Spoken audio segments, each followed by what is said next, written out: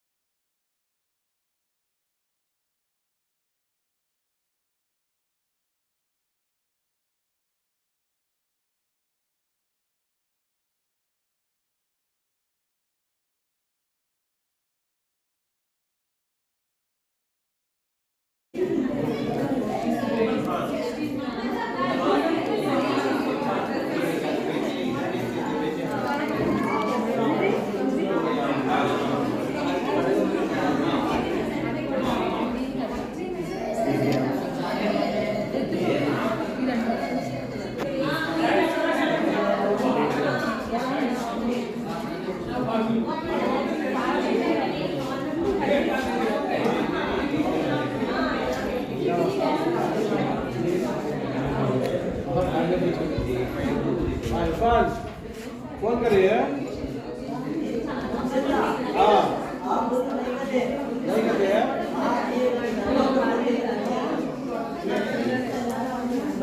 कब नहीं